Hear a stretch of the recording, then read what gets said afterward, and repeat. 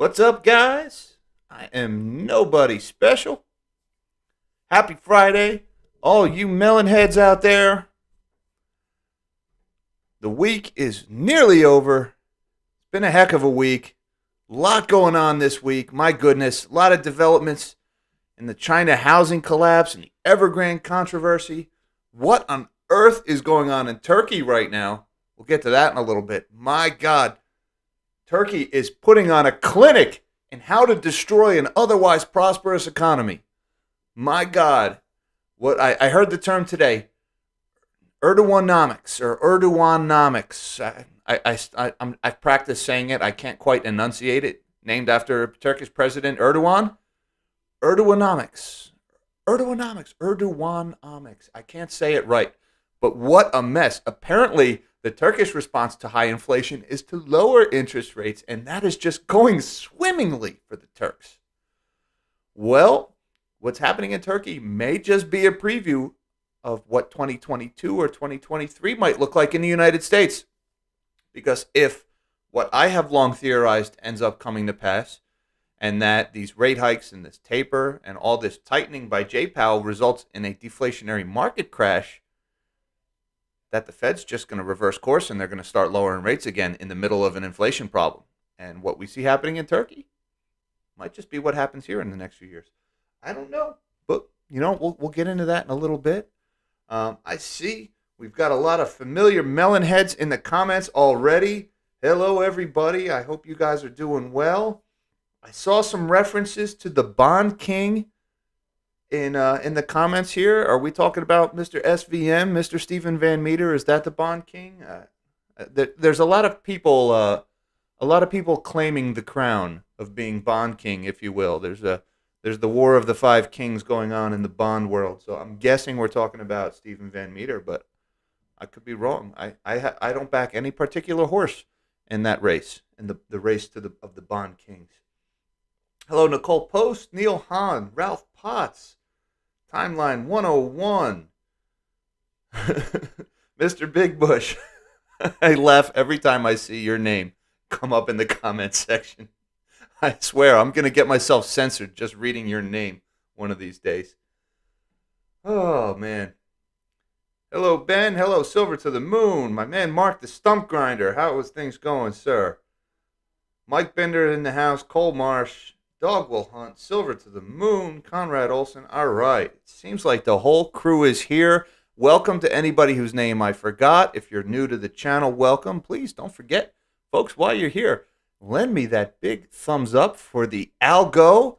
I do so love that algo love.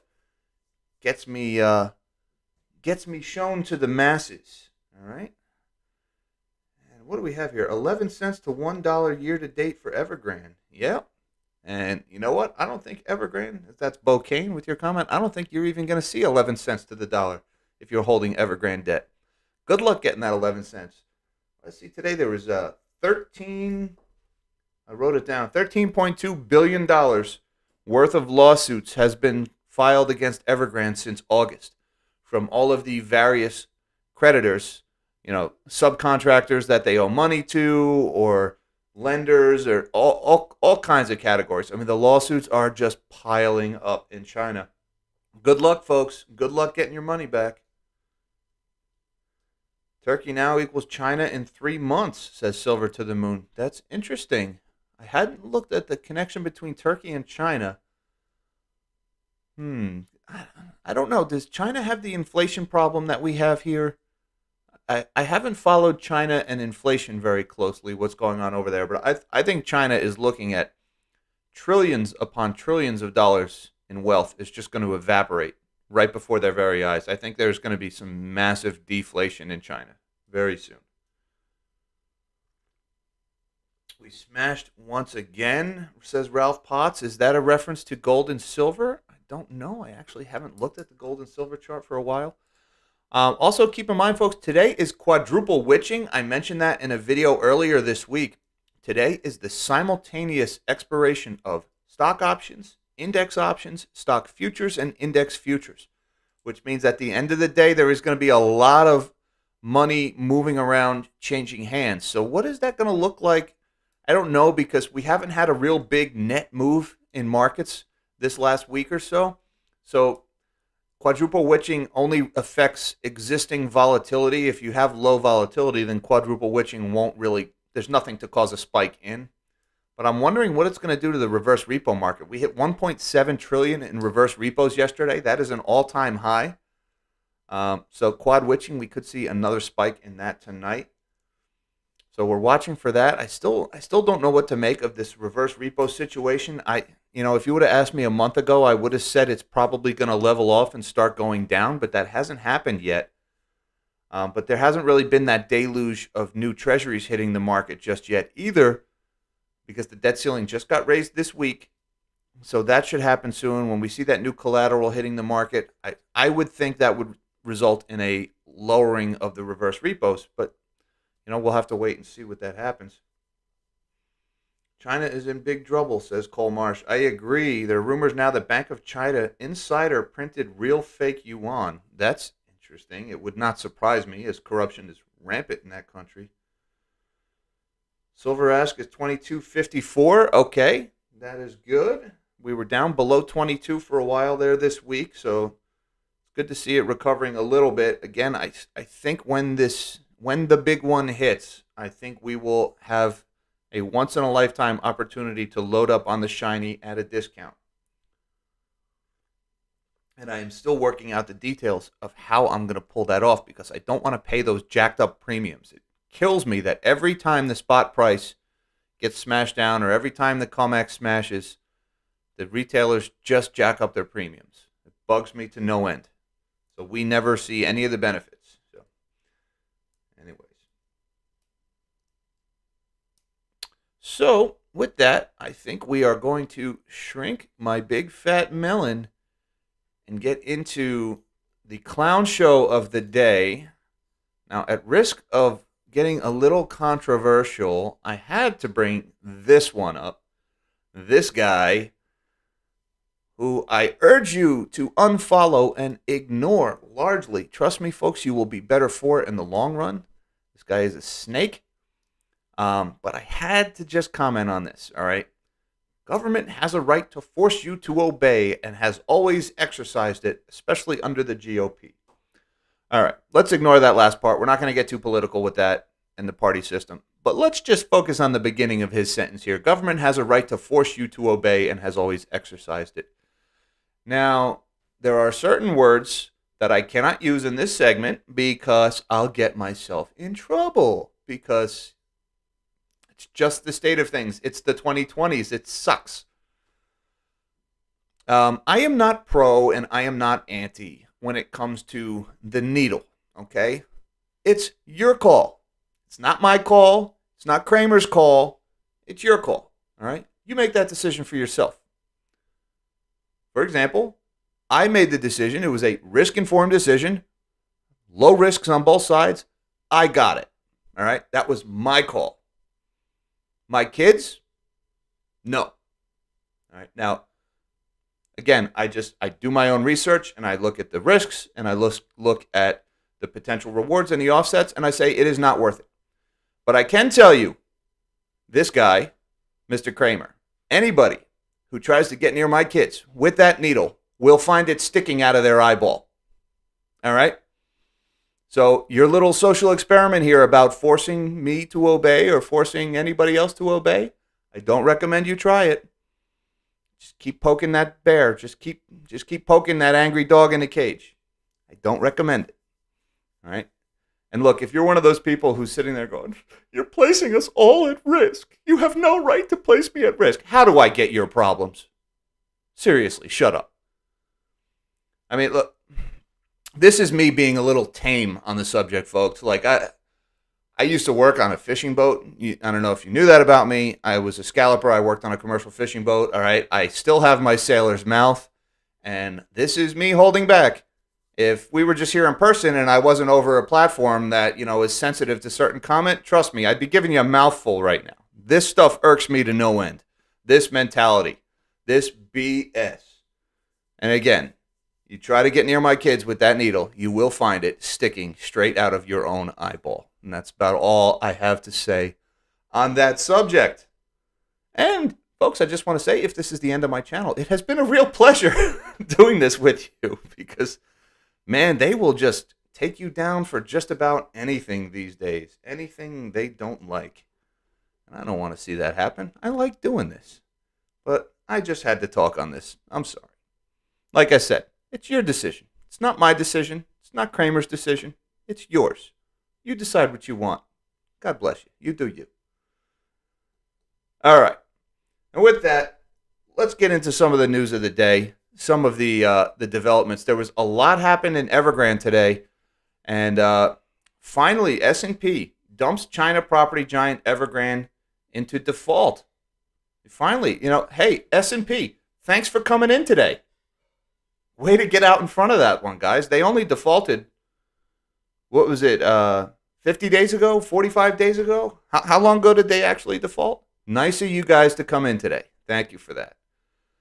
This is posted this morning. The poster child of China's property crisis, China Evergrande Group, was officially declared in default by credit rating agency S&P Global on Friday after the sprawling firm missed a bond payment earlier this month. They didn't miss it earlier this month. They missed it 2 months ago.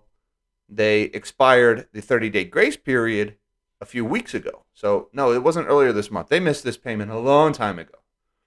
We assessed that China Evergrande Group and its offshore financing arm Tianji Holding Ltd.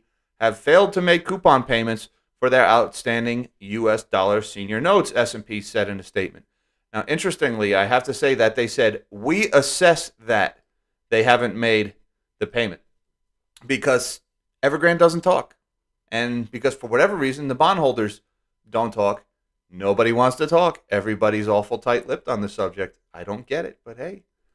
S&P added, and this really cracked me up when I read this. I mean, I was cracking up laughing when I read this. S&P added that Evergrande had asked for the ratings to be withdrawn following the downgrades to selective default, a term rating firms use to describe a missed payment on a bond, but not necessarily all its bonds. So now Evergrande has something to say. Now that you've been downgraded by the second of the big three ratings agencies, now you just want to take your ball and go home, Evergrande. Sorry, doesn't work that way. So this is now 2 of the 3 big firms have downgraded Evergrande. Moody's, paging Moody's. What the problem is, Moody's? Are we? Is hope our strategy? Are we just kind of hoping? Are we giving Evergrande the benefit of the doubt? They seem like such nice guys on TV. Maybe they just can't get to the phone right now. Maybe they did make the payment, and that company spokesman is going to answer the phone any day now and say, "Yep, payments were made. Yep, we're all good here." Gotta wonder what's going on at Moody's, right? Gotta wonder. Anyways, let's read a couple of comments. Still wondering if Evergrande was deliberately set up by the Chinese as an economic nuke that can be detonated with when necessary, says Gorilla 800. So, Gorilla, yes and no. I don't think the Evergrande collapse and what's going on in the housing market is any kind of an attack by the Chinese on, say, Europe or the States. Right? I mean, when China wants to wage economic war against the West, they have other ways of doing it. They've been doing it for years. But China is popping the property bubble on purpose. They're trying to deflate it slowly. And that was this 3 red lines policy about how much debt these developers were allowed to take out, because China did realize way too late that they had a property bubble and that they had a debt bubble with these developers, and that there was these secret off-balance sheet debts all over the place, and they realized they were sitting on a powder keg. So they created this 3 red lines policy on purpose to prevent that powder keg from getting any bigger and to slowly deflate it. That's their goal, is to slowly deflate it. The problem is every time a government tries to slowly deflate a bubble, they end up popping it. And that's what I think is going to happen. This idea that China has this under control and it's going to be this orderly unwinding, no way. I mean, they're going to pop it. It just doesn't work that way. The Communist Party and the way they run their economy, it's like trying to do surgery with a chainsaw. Be hilarious to watch them try. It's not going to work out well. So, yes, they're doing it on purpose, but no, not to nuke the U.S. or not to nuke Europe. And again, it's too little, too late. I think this problem is so intertwined in their economy. And I did a video yesterday about the wealth effect on the Chinese consumer, and that's what's really going to take this problem and snowball it. Besides all these debts going bad, and besides the big question of the derivatives exposure that's out there, and the credit default swaps, and the counterparty risk, this is going to hit the Chinese consumer because there is a psychological phenomenon called the wealth effect that when your home goes up in value, you feel richer and you are very likely to go out and spend more money. And that has been very well studied. And, in that video, I referenced a study that was done by the Bureau of Economic Research that absolutely found a correlation, not so much with stocks, but with homes. And in China, the housing bubble is so big, so much even bigger than it was here in the States in the early 2000s. And then you factor in that the Chinese have almost all of their wealth in property because so few Chinese are involved in the stock market or the bond market. I think the wealth effect is going to be even bigger in China.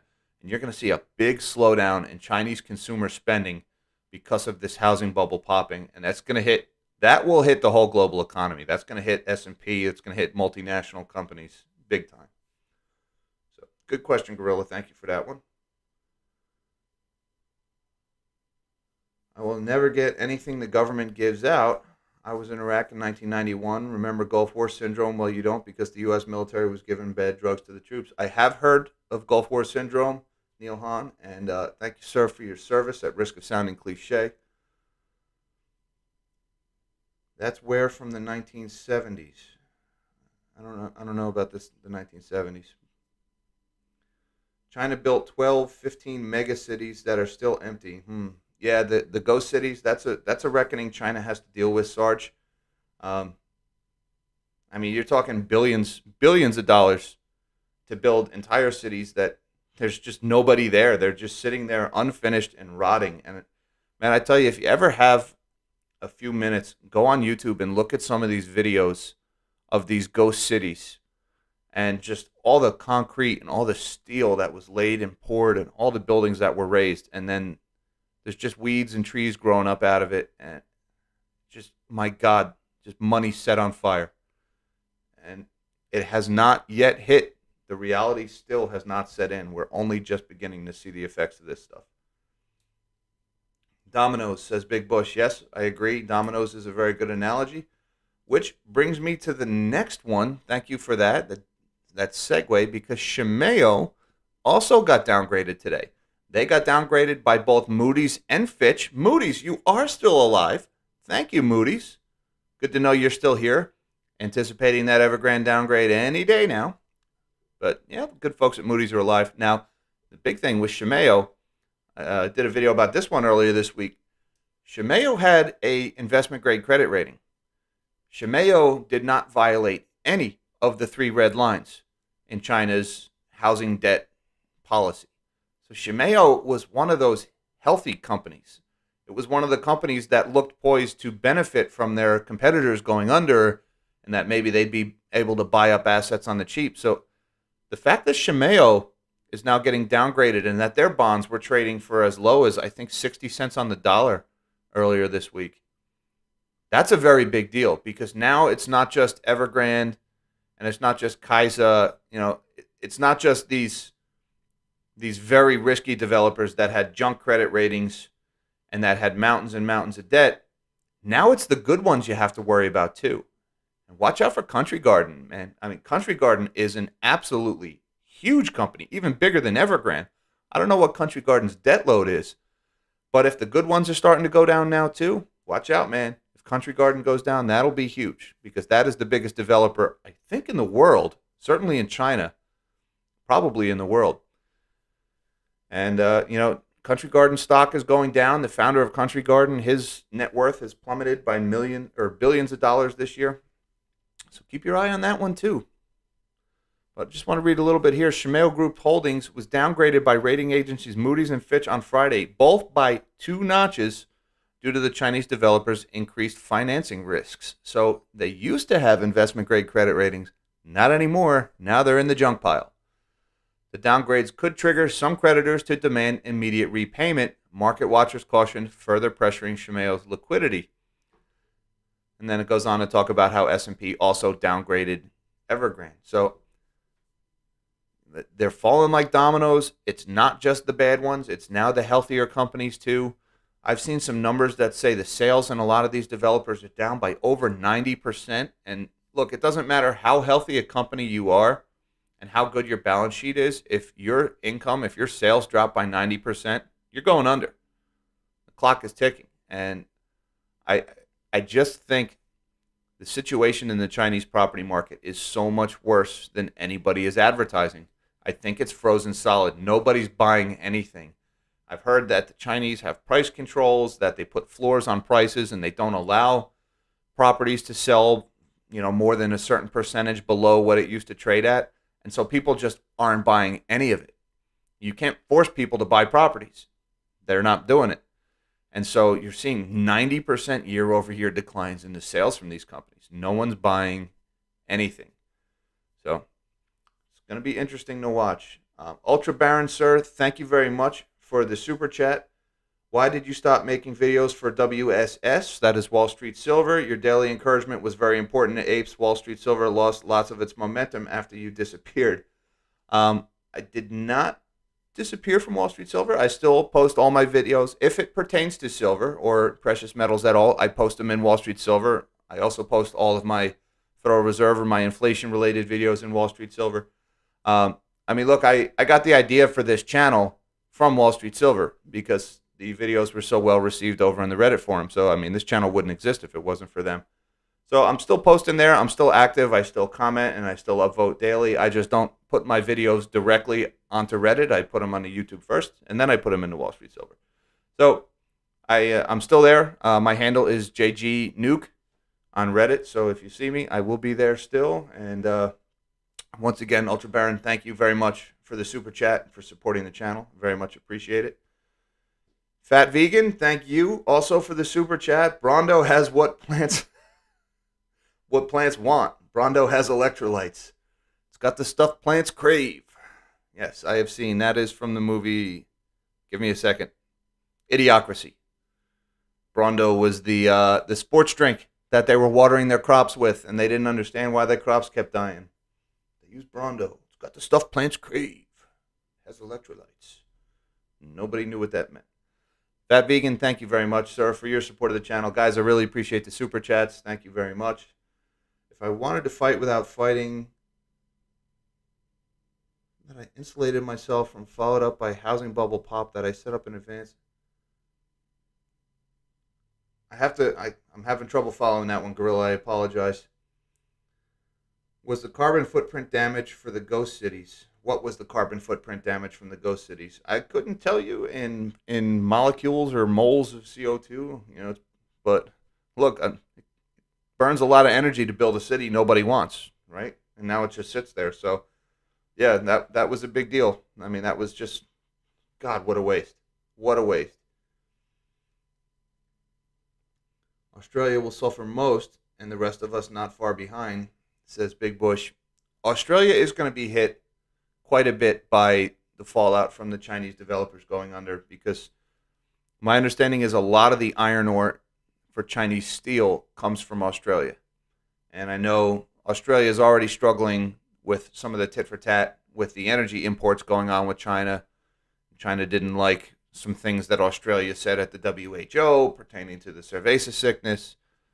So, yeah, I do think what happens in China is definitely going to have rippling effects in Australia.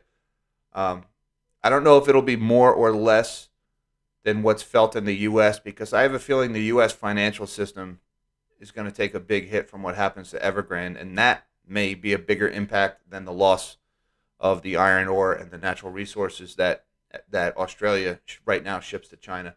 But certainly there's some pain ahead for Australia from this situation, absolutely. This era reminds me of 2007 to 2008 when the subprime crisis was contained. Lawrence Bass, that's a very good analogy. And, I see a lot of similarities, to be honest with you, a lot of similarities. Even now, like the Fed starting to hike rates, which, look, is long overdue, but it's too late. Hiking rates now to fight inflation, who are they kidding? They're not going to pull a Paul Volcker and hike rates all the way up to 15%. They'll crash the economy long before they get there. So I think the Fed is kidding themselves that they have the tools to address inflation. I, I just think they're kidding themselves. I don't think they can do it. My goodness, look at all the comments. They are just rolling in.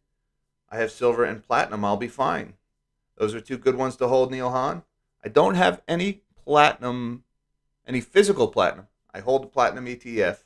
Hasn't done a lot since I bought it, but I'm still holding it. Idiocracy is a documentary, says Nicole Post. Yeah, or it's a documentary or a pretty accurate prediction.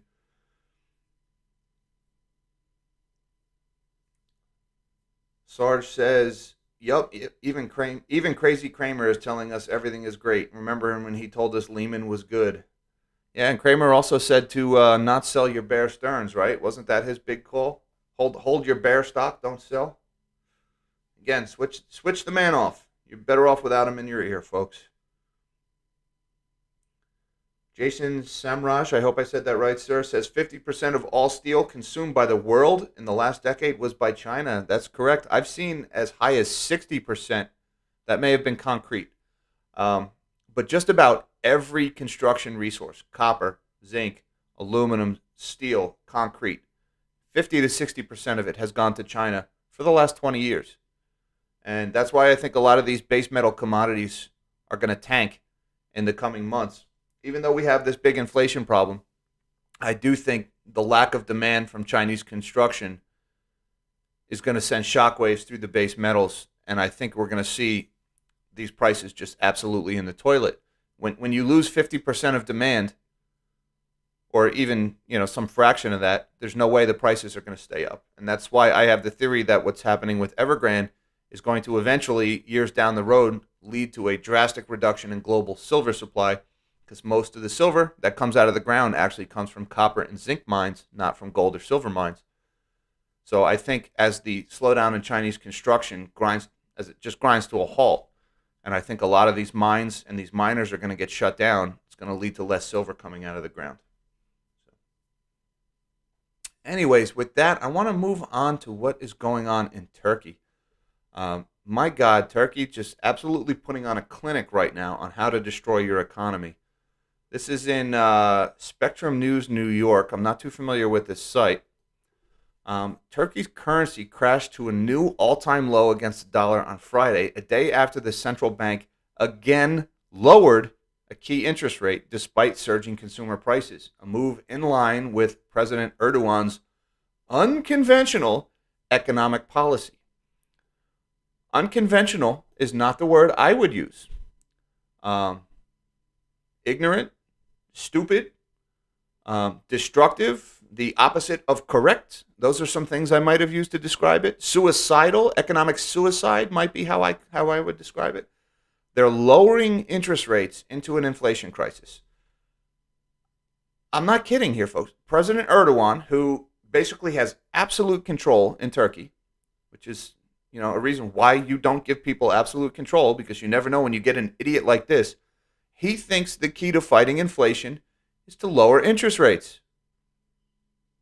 It's not how this works. That's not how any of this works. So they keep lowering interest rates, and inflation keeps getting worse. I wonder if there's a connection. I wonder if the two might be related. I just throw them out there, folks. You do what you want with them. I just throw these out there. The lira's fall prompted the central bank to intervene by selling off more foreign currency. It was the bank's fifth intervention in recent weeks to attempt to prop up the lira. So what's happening is not only are they devaluing their currency and they're making it worse by lowering interest rates, but the Turkish central bank still has some dollars and some euros and some other global currencies, and they're dumping their dollars and euros and using them to buy lira to try to try to drive back up the price of the lira. So all they're doing is burning up their reserves by buying more of their worthless currency, while at the same time lowering interest rates and making their own currency even more worthless. I mean, they're just setting their money on fire. They're just destroying their economy. It's almost like they're doing it on purpose. It really looks like Erdogan is trying to crash Turkey's economy on purpose. I mean, this guy, he better be careful. He's going to end up with a coup. I mean, at some point, there's going to be widespread social unrest in Turkey because people are not going to just put up with this. And some general is going to try to take over. I mean, it's only a matter of time. He's putting on a crash course in economic stupidity, folks. And the reason I bring this up, because this is kind of what I think could end up happening in the States, right? Not that we're going to lower interest rates to fight inflation, because that's stupid, and at least, the policymakers in the States realize that that's the wrong way to do things. But when they crash markets, when they raise rates to try to contain the fallout, they're going to crash markets. And I just want to bring this chart up. I apologize, I don't have it up already. I probably should have brought this chart up. But you're going to recognize this chart. This is my 10-year bond chart. And this is similar to something that you guys may have seen in my conversation with Brian Zarb earlier this week. Our economy can't really stomach anything higher than 2.5% on the 10-year Treasury.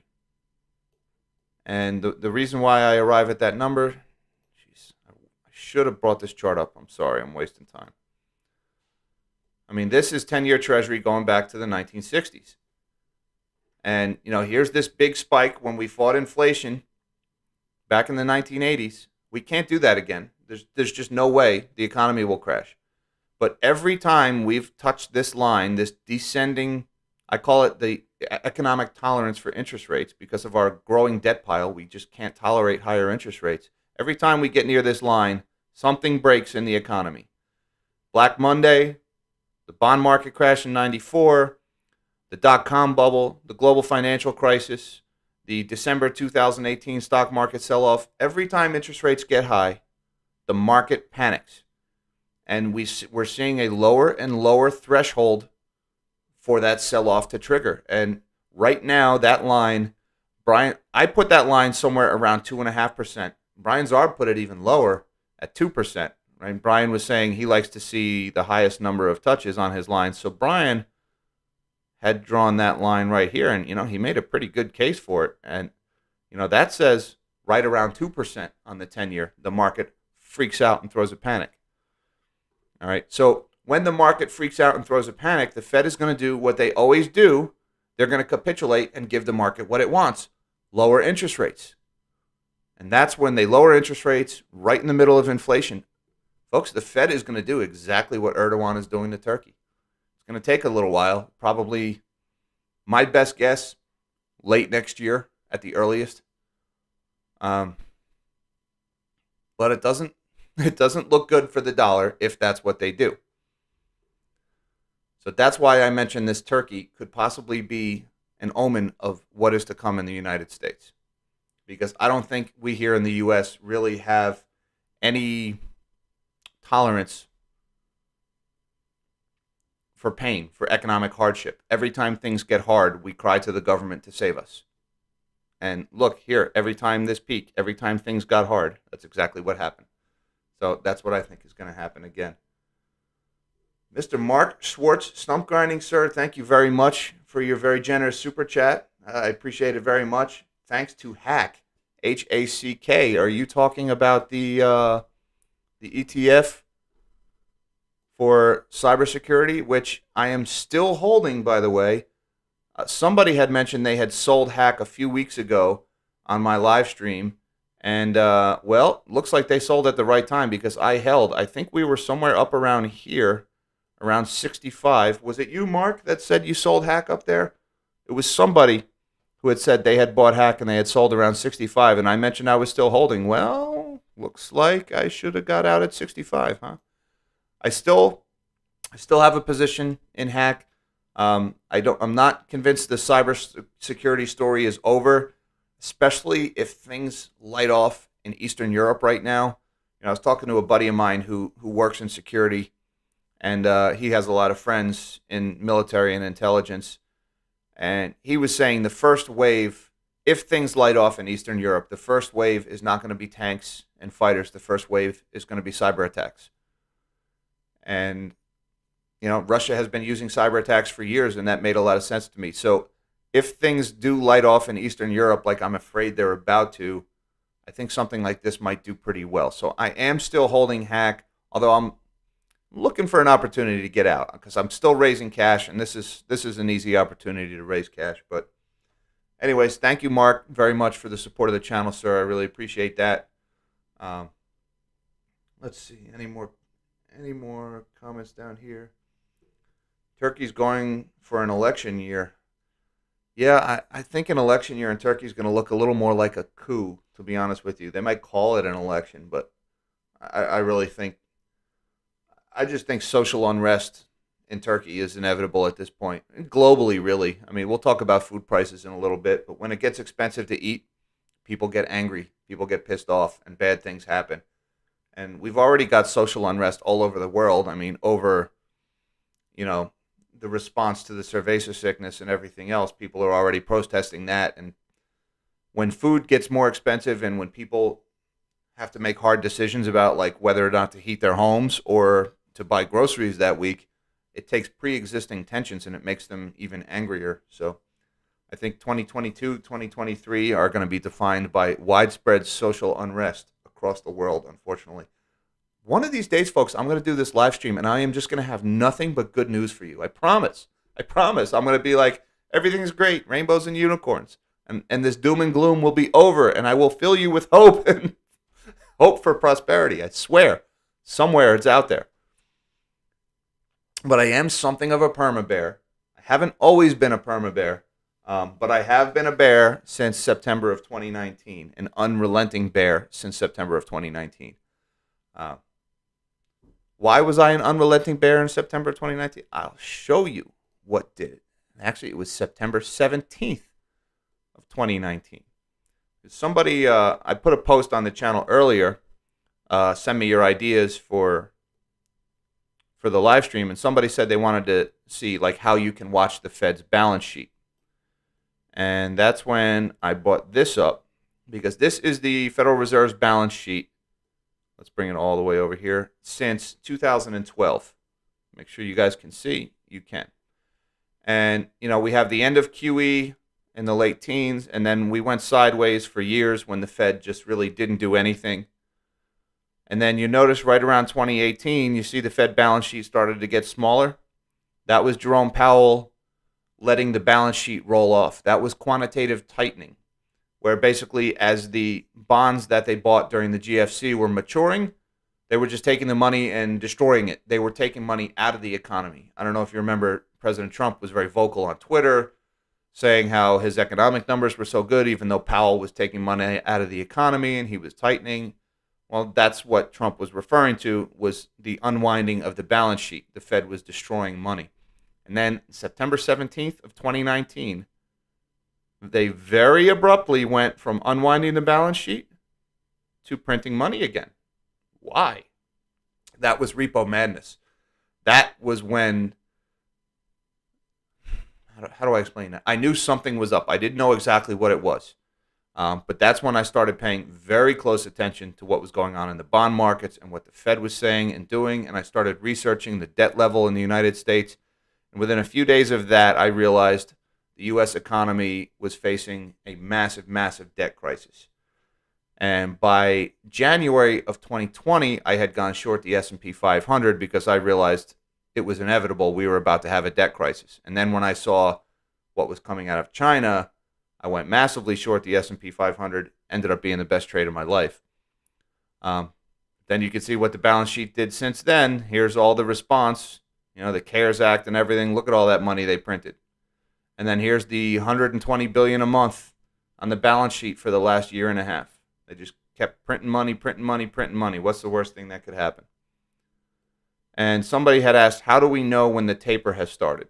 And so what I want to do is zoom in on the last couple of data points, right? So here's the last, each one of these data points is a week of the Federal Reserve's balance sheet. And you'll notice there's ups and there's downs in it.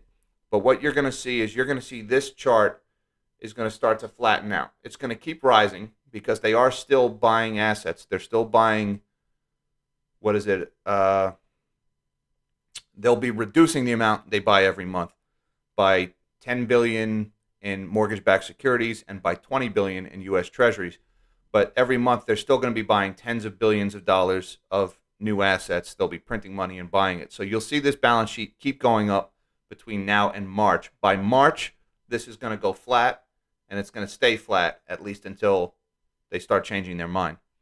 So you'll see the slope of this graph will start to level off as they buy less and less. It's going to keep moving up, but it is going to level off. Keep in mind, they are still printing money. They are still pumping money into the economy. They're just going to do it at a slower pace. So it's technically a step in the tightening direction, but it's still a very, very loose monetary policy. And there's other ways. This is on the St. Louis Fed website, and also on the St. Louis Fed is table 5 on their release tables. Here you can see the actual numbers on their balance sheet week to week and year over year. They have a total of $8.7 trillion on the balance sheet right now, and they break that down. The big ones, though, is going to be U.S. Treasury securities, $5.6 trillion, and mortgage-backed securities. Where was the MBS on here? Here we go, $2.6 trillion in MBS. So those are the two big ones, the U.S. T-bills and mortgage-backed securities. Those are the ones to watch. So we will be keeping an eye on that. Once we get a definitive move in this chart and we can actually see in the numbers the taper taking form, we'll do a video on that, and we'll get a little more granular and a little more into the detail. But right now, we're only a month into the taper, and by next month, I think we'll see a pretty dramatic shift in this chart. So we'll keep an eye on that. And let's see some of the comments. What is he smoking? Arab Spring uprising coming. Big Bush, that's a great point. The last time food was this expensive, we had the Arab Spring. And, the Arab Spring started as a couple of protests, but the Arab Spring is still going on. We have got a very bloody civil war going on in Syria right now that is still resultant from the Arab Spring. We had the government collapsed in Libya. Was it in Egypt? Tunisia. There was widespread protests in Iran. I mean, the Arab Spring was very bloody, was incredibly bloody, and the body count continues to rise. So keep your eyes on those food prices, folks. Keep your eye on that inflation problem. There are definitely, it's more than just inconvenience at the grocery store. I realize for a lot of us in the West, a lot of folks like in Europe, or the U.S. and Australia, which is most of the folks who watch this channel in Canada, inflation means maybe we take one less vacation this year, or, maybe our next car isn't quite as nice, right? I mean, it's hardship, but really our lives are still relatively easy. But for the rest of the world, this is the difference between survival or not when food prices go up. This is a very big deal. This could cause war, famine, and I hate to see central bankers playing games with it. Big Bush, sir, thank you very much for your super chat. I appreciate it very much. Guys, all you guys who are supporting the channel, thank you so much. I can't thank you enough. It's really a good feeling to see that, so I very much appreciate it. Also, while we're on the subject of food, I just want to talk about this one. This is the corn ETF that I bought not too long ago. Keeps heading up in the right direction. I drew this chart, and I guess it was about a month ago. I had said if we break out of this channel and then back test that we were going up from there, and that is where we go up. Now, the reason I've mentioned corn, and you may recall from a couple of videos I did, corn, I think, is going to see the biggest price increase next year. Now, I could be wrong about this, but all the data that I've seen, first of all, corn requires more fertilizer than any of the other major grain crops because corn is not able to extract nitrogen from the air. Corn gets all of its nitrogen from the soil, so it takes a lot of fertilizer to grow corn. Fertilizer prices right now are seeing hundreds of % increases in price. And there's already talk of shortages and uncertainty of whether farmers in the northern hemisphere are even going to be able to get nitrogen fertilizer come springtime. So I think you're going to see two things. I think you're going to see a lot of farmers are going to plant soybeans or wheat instead of corn because you can get away with using less fertilizer on those crops. And I also think a lot of corn farmers are going to be tempted to apply less fertilizer next year to try to save money. And that's going to mean lower yields. And I think lower yields across the board on crops next year, because the fertilizer prices is definitely going to result in a lot of farmers using less fertilizer. And it's not a good sign. That means lower crop yields. That means higher food prices next year. So I bought this ETF that tracks the price of corn. I bought I think it was March or January 2023 call options in this fund. And even though the price of the fund has done pretty well, the calls actually haven't done that well yet. But I'm holding this one for a while. I want to get through the summer, through the harvest next year, and that's why I bought them out so far. Tananga, thank you very much for the super chat, for supporting the channel also. I appreciate that very much. Can you tell us what's your strategy for this hard times?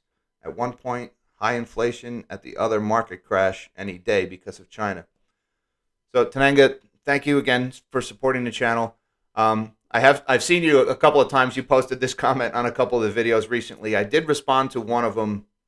I don't remember which one, but I've got a couple of strategies, and they may seem a little contradictory. But bear with me. First of all, I continue to dollar cost average into Bitcoin, Ethereum, gold, and silver. All right. I buy small amounts of those regularly. And I mean small amounts, right? And I don't pay close attention to the price of those things. Every week I buy a little bit. That's my inflation hedge, okay? Because right now carrying cash has a cost. It's, according to the Bureau of Labor Statistics, it's 6.8%. I've seen estimates as high as 15% inflation. So I'm continuing to dollar cost average into those inflation hedges, even though I do believe at some point in the near future, if we do get this market crash that I'm calling for, we'll see those assets sell off, and I would have the opportunity to buy them back cheaper. But just in case I'm wrong about that crash and we keep going up and up and up and up in inflation, I want to make sure I'm also hedging. So that's the first part of my strategy. And now I have to do the CYMIA. I'm not, excuse me, I'm not a financial advisor. This is not financial advice. Do your own research, your own DD, arrive at a decision that's right for you. I'm just saying what my approach is. Okay, so I dollar cost average into gold, silver, Bitcoin, and Ethereum on the regular. The other thing I'm doing is I am raising cash. I'm selling stocks gradually. I've been doing this for a little over 2 months now, I guess. I've been taking profits where I can. I've been selling down my stocks, and I've been raising cash so that when that sell-off happens, I have the dry powder on the side, and I can go see and I can buy myself those assets on the cheap. Now, what? I don't know. Definitely gold and silver, because I think gold and silver will be sold off with the rest of the market hard, and I think they'll be the first to bounce back. Just like in 2020, gold and silver sold off hard, and then they came roaring back between March and August of 2020. So I'm definitely looking to pile into gold and silver after this sell-off hits. Now, will I buy more crypto? Maybe. Will I buy stocks? Maybe. If I do buy stocks, it's going to be commodity-oriented stocks. Stocks like energy stocks, foods companies, resource-based companies. Because I think the inevitable response to this market crash is going to be to hyperinflate the currency, to print. And when that happens, I think natural resource-based companies will be uniquely positioned to benefit from that. So there's a lot of moving parts in that strategy. And I do realize that as I'm raising cash, it costs me money to raise cash, right? Because inflation is eating away at it. So the two sides of my strategy, the dollar cost average into the inflation hedge and the raising cash, those do seem contradictory. But one is just in case I'm wrong about the market crash happening, I continue to hedge against inflation. And the other is just in case I'm right about the crash, I have some powder on the side to capitalize on it. I'm kind of hedging one way or the other because I don't have a crystal ball. I can't tell you exactly what's going to happen. I'd like to think I can predict it, but I've been wrong before. And you have to plan for being wrong every now and then, folks. Like don't go pile everything into one conviction bet because I heard this thing from this guy on YouTube and I swear I think it's right. No, don't do that. Like that's how you get wiped out in one trade. All right. So always have contingencies, always have some hedges in place to make sure that if you're wrong about one trade, you benefit somewhere else. And yes, that does limit your upside if you are right in a big way, but you'll last longer that way. Also, it's good for your blood pressure. I hope that makes sense. And Tananga, thank you again for the support and for the super chat. Lawrence Bass says, Tananga, buy silver for wealth preservation, not speculation. Buy it and forget about it unless SHTF and you need it. Silver will never go to zero. Lawrence Bass, the nice thing about silver, in my opinion, is I think you're able to do both when you buy silver. Yes, it's wealth preservation. It's an inflation hedge, but it is somewhat speculative because I think most people watching this channel would agree the price of precious metals is very heavily manipulated downward, and that we don't really know what the fair market value of gold and silver is until the COMEX price suppression is lifted. So you can preserve your wealth while at the same time placing a relatively safe speculative bet that eventually that pricing scheme fails and we get real-world price discovery on what gold and silver is worth. So I don't think you necessarily need to make a distinction like that, but so have Cali quit growing food. That should turn out great for us, says Saddlebag. You know, California, not about quit growing food, but I read that California banned generators this week. They're banning small engines, and that generators was one of the things they banned. I couldn't believe it. They have rolling blackouts in that state. They keep shutting down all their power plants, and they keep destroying their power grid. And now they're not even letting people buy generators so they could keep the lights on when their lousy energy policy fails them. What is going on? What? The lunatics are running the asylum, folks. I wonder why people are fleeing that state in droves.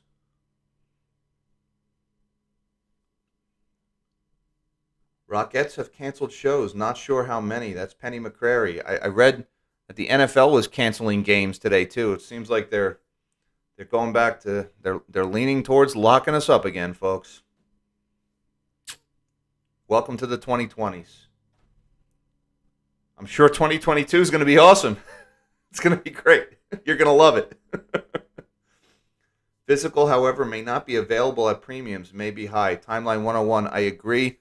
That's the one thing that disappoints me about physical is every time there's a smash, they just jack up the premiums and you still end up paying the same price for the silver, even though it's worth less. So that's why I have high hopes for Kinesis. Kinesis people, if you're watching, please bring back ACH transfers. Please bring back the debit card so I can try Kinesis and tell my viewers what I think of it. Because I'm looking at Kinesis as a way to get silver exposure when that sell-off happens. But I'm just not going to wire my money to a guy in Jakarta. I'm sorry, I'm not doing that, Kinesis. So you got to get those ACH transfers back. And I'm told that's happening any day now. We'll see if that happens. Shouldn't be that hard to invest in your product. That's a very bad sign. Anyway. Fat Vegan says, oh, maybe 8 months, then I would think that it's a good thing to hold significantly lower than its past high. Are we talking about silver still? Yeah, silver has had a rough year. It's been the worst trade of my years has been silver. The derivatives of silver that I bought. My physical, I still have it. Doesn't do anything. Still there. Still worth essentially the same, I think. But Wild Game got postponed. I don't know what Wild Game you're talking about, but LMA Gorilla. What do we have, Gorilla? Price of silver manipulated. How dare you? I know. I'm sorry. I get so ahead of myself, Gorilla. How dare I suggest that criminal enterprise JP Morgan might be manipulating the price of silver? I'm shocked. I don't know what came over me. I'm sorry, guys. I can do better. Try really hard. I can do better. I can change. They're shutting down perfectly good power plants. That's right, Ralph. And, I came from a perfectly good power plant that shut down. That's how I ended up in Pennsylvania. I lost my job when a perfectly good power plant was shut down for political reasons. I was lucky enough to land on my feet. The company relocated me and everything else. So, I mean, it worked out for me. But, I'm watching pictures of it on social media as it's torn down and, carted off one dumpster at a time. And it's hard to watch. It really is. It's a shame. We're not just not maintaining our infrastructure, but we're actually ripping it down, ripping it to pieces. Silly. Brondo has what plants want. Brondo has electrolytes. There it is again. That's our second Brondo reference of the day. That is great. Kinesis has a referral program right now I'm trying to use. Emailed 1/2 CAG to someone, but they hadn't gotten it yet. Kinesis will reimburse up to a 1/2 CAG. Yes, Conrad, and like full disclosure, I'm not above making money, right? So the referral program at Kinesis really appeals to me. I would love to make a video about Kinesis and talk about how awesome it is, and slap that referral link in the description and make money off of it. I'm a capitalist, folks. I'm not above it. But first of all, when I signed up for Kinesis, I did create an account. It was really hard. It failed several times. And then I got to funding my account, and instead of like transfer, where you would enter your account and your routing number, it gives you a name and an address to wire money in Jakarta. And I just can't get behind that. And since I won't do it, I'm not going to recommend it to you guys. And so as much as I'd love to get that referral program going, I can't do it until they bring back their ACH transfers. When I see the ACH transfers, I'm going to load that puppy up. I'm going to try it out. And if it works and it works well, I'm going to do a video about it. And I'll tell you how much I love it. And then I'll slap that big, beautiful affiliate link in the description. But I see a lot of channels do this. A lot of channels just pile on the affiliate links down in the descriptions, one after another. It just reminds me too much of BitConnect. And, BitConnect used YouTubers to grow their Ponzi scheme. The YouTubers would make videos with their Lambos and, their big apartment in Dubai and everything, and they'd say, I made all this money on BitConnect, and then use the link down in the description, and then that's how they would do it. And that's how BitConnect ripped off so many people. And these YouTubers helped them do it, and they were getting rich off of it. And I mean, most of those guys were put on trial. Some of them are being prosecuted for it. And I see a lot of these DeFi apps right now. First of all, their executives are like getting prosecuted, and they're doing business with money launderers and all this stuff that came out about Celsius this week. My God. And they're promising 15% interest for depositing your Bitcoin with them. Folks, you see 15% interest? Run. It's a scam. Look, anybody in the world can go to a bank right now and borrow money at 5 or 6% interest. You can go borrow dollars and buy Bitcoin with those dollars. So why would you borrow Bitcoin and pay 15% interest? Unless there's something shady going on. Unless you're not actually doing anything with that Bitcoin, you're just taking the money and running. And I think so many of these DeFi platforms are going to come out, if there's another like major sell-off in Bitcoin, they're going to be exposed as Ponzi schemes. And I do not want to be one of those YouTubers that was putting their links in their description if that happens. So I'm very careful when I use affiliate links. And that's, you may notice in the description of this video, I put an affiliate link for Swan. That's because I use Swan myself with my own money. I have a vested interest in it. I do believe in that one. And I've been using it since February. I haven't had any problems. So I feel comfortable putting an affiliate link for Swan in the description. Some of these other outfits, I've looked into what they're doing, and it just makes the hair stick up on the back of my neck. It makes me cringe. So that's my policy on affiliate links, all right? If you ever see me use an affiliate link, just know I have looked into it, and I've put my own money on the line first before I do that, because I don't want to be another one of those BitConnect YouTubers. I have higher hopes for this channel than that. I think President Erdogan watches the Steven Van Meter show, says Saddlebag. Saddlebag, that's hilarious, but I don't want to pick on Steven. I think Steven is a very sharp guy. I don't necessarily agree with his thesis that we're heading for lower rates. But if you look at what rates have done this week, it's been kind of a Steven Van Meter week, hasn't it? Just let me set this to a one-day chart on the US 10-year. And look, since the announcement of the tightening, interest rates are down. So while I don't agree with Steven, he was right this week. And so I'm not going to knock him. Because I don't really understand a lot of his thesis, but Steven is a sharp guy. He's not a dunce. He knows what he's talking about. So we'll just leave it at time will tell. My personal opinion, rates are going higher before they go lower, but we'll see what happens. Australia have diversified their customers now on iron ore, so we'll be okay. That's interesting, Allied. I didn't realize that they had increased shipments elsewhere, but that's good. Germany screwed the pooch going green. They shut down nuclear, which is the most abundant green baseload power. I agree. And now their baseload power is coal and gas. Air is dirtier than before going green. Lawrence Bass, that is an excellent point, right? Germany shut down their nuclear plants after the tsunami hit Japan, which I don't think a tsunami is going to be hitting Germany anytime soon. That's just me. I'm going to go out on a limb and say Germany's not going to get hit by a tsunami tomorrow.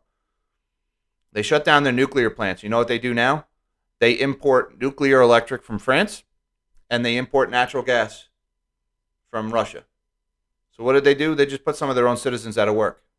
And like it's madness. This ESG is going to go down in history as such a just lunatic fringe. And how people trusted these ESG people with their money just boggles the mind. And with what they're doing now and this forced underinvestment in energy that ESG has created by starving the fossil fuel industry of capital, we're already seeing the effects of that, folks.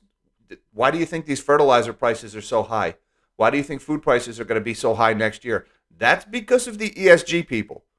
That's because they're driving up energy prices by cutting off CapEx flowing into the energy markets. And energy needs CapEx. And it's about a 5-year delay between capital investment and when the oil and the gas starts flowing. It was about 5 years ago that BlackRock and Vanguard and all these pension funds started slapping ESG scores on everything. And everybody became afraid to lend to the oil and the gas space. And now, lo and behold, we have an energy crisis. And now fertilizer is getting too expensive. And now crop yields are going down. And then we're going to have rioting and starvation and war. Why? Because it wasn't environmentally and socially responsible enough to lend money to those pesky oil drillers. Well, I hope they're happy with what they created. Remember that next year when you're watching fire in the streets, when there's videos of people starving to death, that is the ESG crowd that did that. It wasn't a lack of investment in solar panels. It wasn't that we didn't build enough windmills. It's because the lunatics are running the asylum. And what happened in Germany is just such a perfect example of that. They shut down their perfectly good nuclear plants. Why? Because a tsunami hit Japan. Which, how many people did that tsunami kill? Was it about 20,000 people died in the Tohoku earthquake and the tsunami? You know how many people the nuclear plant killed? 0. Not one person died from the meltdown at Fukushima. Not one. 20,000 people died in the tsunami. But no, we're going to shut down nuclear plants all over the world because an act of God sent a 30-foot wall of water across a country. Which, name one building, name one structure anywhere in the world that nothing bad happens if it gets hit by a 30-foot tsunami. Do we have to build football stadiums that are filled with 90,000 people? Do we have to build them to withstand a tsunami? What about hotels or what about apartment buildings where children and babies sleep at night? Do we have to build them to withstand a tsunami? Oh, do we not care about babies and children dying? No, it's not that we don't care about that. It's pointless to design every building to withstand the impact of a 30-foot tsunami because you just can't control that kind of stuff, folks. A meteor might fall through my roof and hit me while I do this live stream. That doesn't mean I'm going to do a live stream in a helmet. It's stupid. So, anyways, man, who got me spun up like that? Who was that?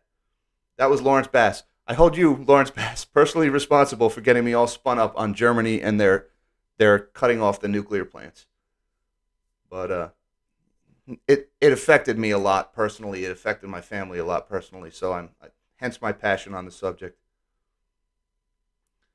Over here writes Lawrence, my understanding is a lot of European nuclear plants are old technology and standards. Today's nuclear power plants are much more safer and efficient. So over here, there really isn't any such thing as today's nuclear power plants. I don't know how to put that. The nuclear plants that are built around the world were mostly built in the 1970s, 80s, and 90s. And the plants that are under construction today are basically the same designs, just a little bit different. They're really not that radically different. There are some reactors that are in development right now, these small modular reactors, and this thorium reactors and molten salt reactors. There's a lot of different technology, but none of that has been regulatory approved. None of that is under commercial construction. They're only building test reactors. They're still decades away at best. So really, the difference between like the plants that are being built right now in Georgia and South Carolina, what are those AP1000 reactors? They're slightly different than the existing pressurized water reactors that are in the United States and Europe right now, but they're not really that different. Same thing, like France has the EPR is the big Arriva reactor that they're building in France. It's a little bit different, but it's essentially the same technology, just with a little bit of modernization. But they don't. The nuclear plants that are operating today don't need a big increase in their safety margin. The safety record in nuclear power far exceeds any other power source. I mean, it doesn't make news, but keep in mind, nobody died at Fukushima, right? How many times a day does a gas pipeline explode somewhere in the world, or does a house blow up because of a natural gas explosion? How many times a day does that happen in the world? And it doesn't make front page news. There's not global scares about it. But every time that happens, more people die than when Fukushima melted down. Every time. We hold nuclear to a different standard than everything else. And my personal opinion, I don't think it's justified. Yes, nuclear is special and unique, and we should protect from radiation, and we should have containment structures and things like that. Obviously, yes. But to act like we need to shut down nuclear plants because somebody deems them unsafe is ignorant of the science. It's totally ignorant. It's based on Cold War hangover fear and nothing else. Jack, what do you think of gold and silver holding yesterday's gains that we hit the bottom? What do I think of gold and silver hitting yesterday's gains? I did like the bounce. Let's look at a silver chart real quick here. I like the bounce it got after Powell's press conference. I guess it didn't do so well the last couple of minutes. Let me look at a 1 week here. I mean, it nice bounce off the bottom there. To be honest with you, I'm not terribly concerned with the short-term chart. I mean, there's a confirmation. I mean, holding that mid 21s, that's important because that was that low from back in September. So I'd like to see that holding. But I don't really watch the price day to day that much. I just buy small amounts on the regular because if I ever buy in force again, it's going to be because of that big red candle down when the whole market sells off. So I try not to get too involved in the day-to-day price swings in the metals anymore. But just looking at that, that holding that important low from September, that was big. So I would call that a bullish technical sign.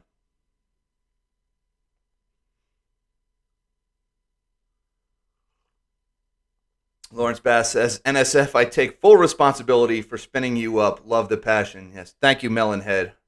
I award you 1 million melon points for getting me spun up on nuclear. Small modular reactors for the win. Plant Vogel expansion. Yeah, Vogel.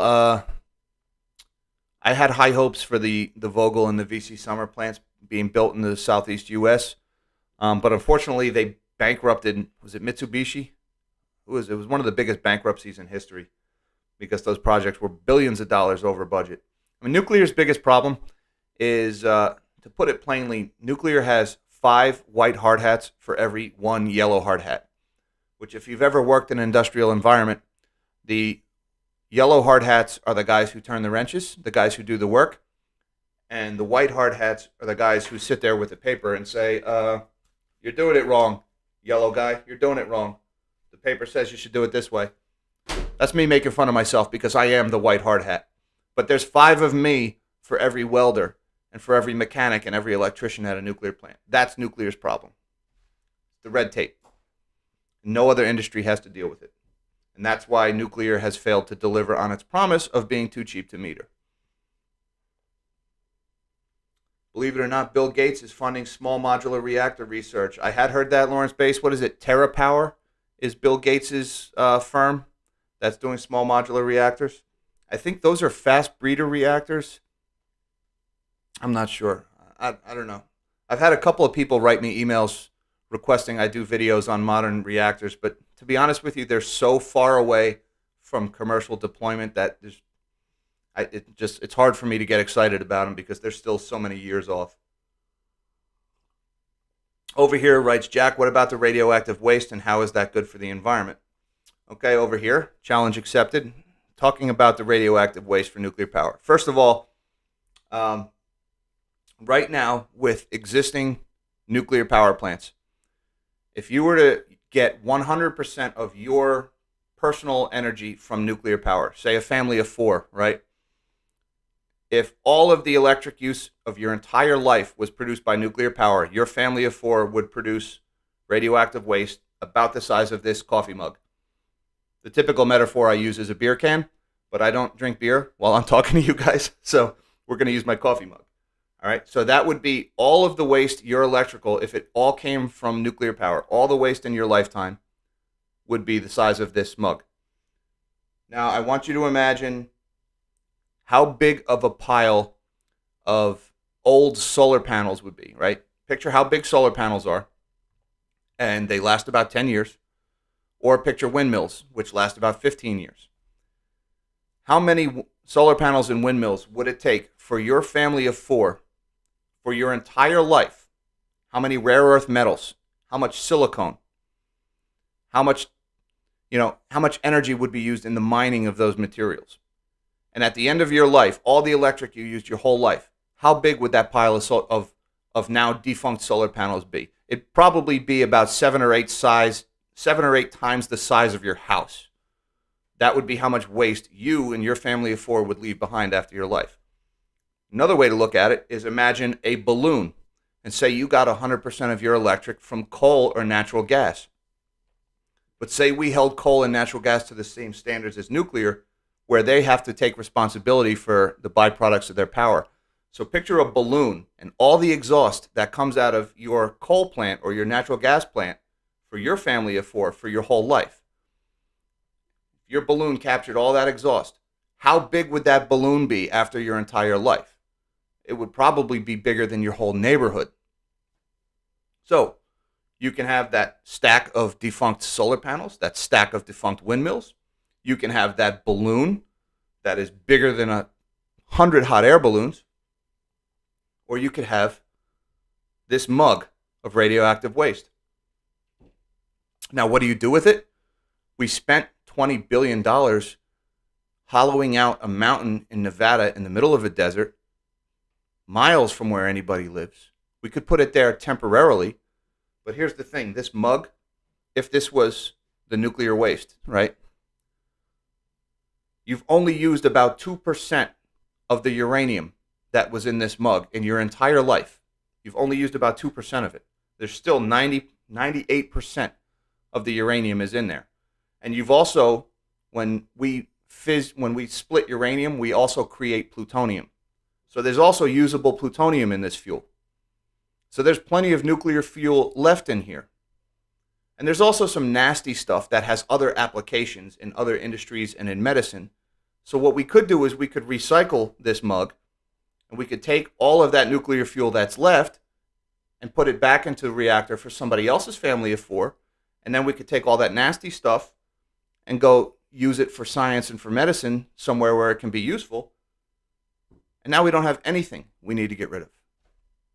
But we don't let ourselves recycle the mug full of nuclear fuel because Jimmy Carter said it was bad for nuclear weapons proliferation.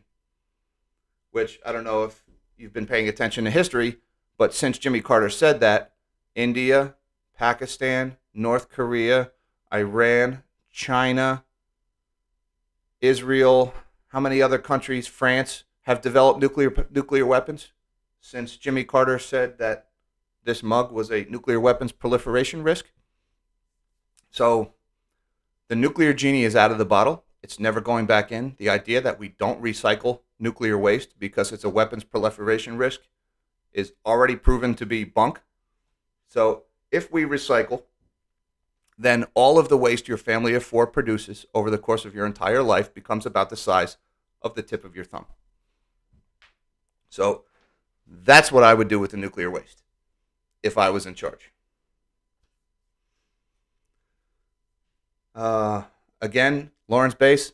I don't know if it's Bass or Bass, but I hold you personally responsible for getting me spun up on nuclear. What percent of cash are you trying to retain? Right now, I'm approaching 20% cash position in my brokerage account, and I intend to keep accumulating cash. I don't really have a target number in mind. I wish I was at 20 already, but it's taken a little longer to raise the cash than I had planned. Thanks for nothing, AMC. AMC had a really good day today, by the way. God knows it needed it. Quick question. Could a global financial cyber attack cause issues for a meme squeeze? I heard elsewhere there are tests being done to see how the financial system will react. Global financial cyber attack causing a squeeze. I don't know. I'd have to chew on that one, Baco, for a little while. I don't know. To be honest with you, I don't know how good the cybersecurity is at the banks. I mean, if they took down the financial system, or if they somehow hacked the exchanges, I think trading in the meme stocks would be locked out like everything else. To be honest with you, I don't know. I don't know enough about the mechanics of the market to be able to make a call one way or another. He's building one in Montana to replace a coal plant, said Ralph Potts. Are you talking about TerraPower's reactors? It's interesting. I hadn't heard about him building one in Montana. LOL over here. Jack just schooled you. Wasn't my intention to school anyone, but that's, again, I've dealt a lot with this subject. It's what I do for a living, so I've read a lot about it. I heard the total amount of radioactive waste ever created by nuclear power would have the footprint of an Olympic-sized swimming pool piled several stories high. That sounds about right. Right now, if it was the U.S., all of the U.S. radioactive waste, and that includes the navies, all right, because a lot of the high-level radioactive waste in the U.S. came from submarines and aircraft carriers, which are nuclear-powered. But if you were to add all of that up, it would be, I think it's a tennis court 3 stories high. So you're saying globally it would be about an Olympic swimming pool several stories high? Probably, because the U.S. has more nuclear power plants than any other country. I think about 20% of the world's nuclear plants are in the U.S. So that sounds about right. I've always heard the tennis court, but that's used to describe United States high-level waste. So,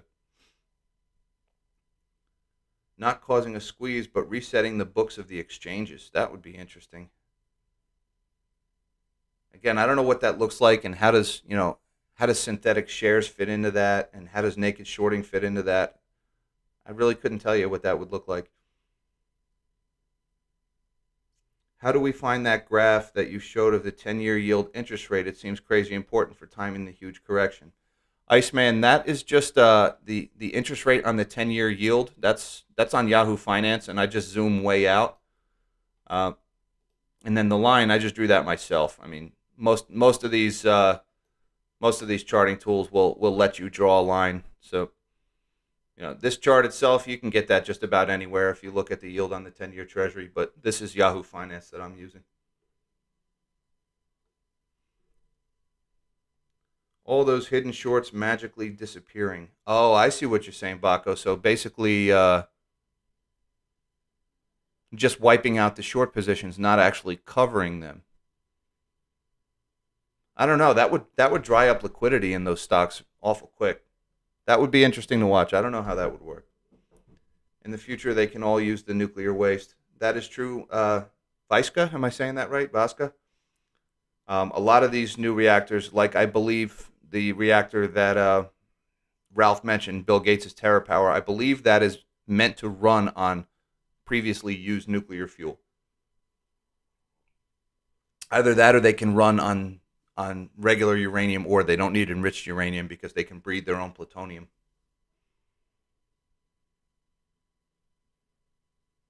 IMF and Co. just did simulations of finance system hacks. That's why you asking. I didn't know that, Dave. That's interesting. I am going to have to write that one down. Hack simulation. There may be a video topic in there. Thank you, sir. Anyways, guys, it is it's 4:35. These things are getting longer and longer. The time is really flying by. Um, good, good comments today. Good challenge. Sorry if I got a little too philosophical on the nuclear thing there. It's near and dear to me. But well, I have been concerned about the radioactive water Japan flushed into the ocean. Angel Soul, the good news is, I don't know if it's the good news, but the good news is the ocean is already radioactive. It's already full from all of those atomic weapons tests that were done in the Bikini Atoll during the Cold War, and all those atmospheric nuclear weapons we blew up, and a little bit from Chernobyl. So, I don't know how to break this to you, but you already have strontium-90 in your bones from all of those things. You already have trace amounts of radioactivity inside you right now. Every living thing on the planet does. But the good news is radiation is not nearly as dangerous as we once thought it was. All the data we have now, and think about it, we have data of millions of man-hours of submarine crews living in a little metal tube right next to a nuclear reactor, drinking water and breathing air produced by that nuclear reactor, and those guys are actually healthier than the general public. So we have a lot more data on radiation that says it is not nearly as dangerous as we used to think. And on a personal note, I can tell you I have had 2 thyroid ablations. I have a condition called Graves' disease. Wow, we're learning a lot about my medical history today, aren't we? I have a condition called Graves' disease that gave me an overactive thyroid. So I had 2 radioiodine treatments, which is a radioactive isotope of iodine, the same isotopes that are produced in our nuclear reactors. The doctor walks in and he puts it on the table and he backs up real fast so he doesn't get too much radiation, and then he says, eat it. I eat the pill, and all that radioactive iodine went to my thyroid gland and basically just burned it away to control my overactive thyroid gland. And I was so radioactive after those treatments that for 70 days, I couldn't get into the nuclear plant. I had to go on medical leave from work because I was so radioactive from taking that medicine that I would have set off all the radiation monitoring alarms around the plant just trying to get into the plant. So I had to take a few months off of work for that. And that happened to me twice, and still alive. So I have had a lot of radiation exposure in my life, but almost all of it came from a doctor, not from working at a nuclear plant. What I got at the nuclear plant is not even a fraction of 1% of what the doctors gave me. So again, radiation is just not nearly as dangerous as we were raised to believe. And a lot of us grew up either during or at the tail end of the Cold War, hearing nightmare stories and doing duck and cover drills, and it's scary. It's invisible. You can't see it. I get it. Just not the data says it is not nearly as dangerous as we once thought it was. Jack Mike from Rethinking the Dollar had a great video about potential cyber attacks and how the banking system would be affected, cash shortages. I'm going to have to check that out. I really like Rethinking the Dollar. I had seen Mike on the Mike and Mario show before, and then somebody here last week recommended Rethinking the Dollar, and I've since subscribed to that channel, and I really enjoy it. So yes, that is a very good channel. Thank you for that recommendation, and I'll have to check out that video.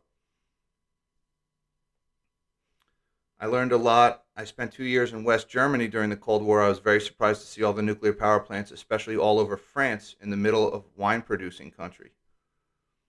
Yep, the French made the decision to go nuclear, and in less than 20 years, France virtually wiped out all fossil fuels in its electricity grid. They went from burning almost all oil and coal to getting 80% of their electric from nuclear, and they did it in 20 years. It's possible. It can be done. And no technology has ever displaced any significant amount of fossil fuel consumption other than nuclear power.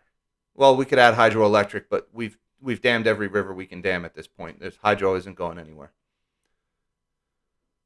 So it sounds like Incredible Hulk, mate.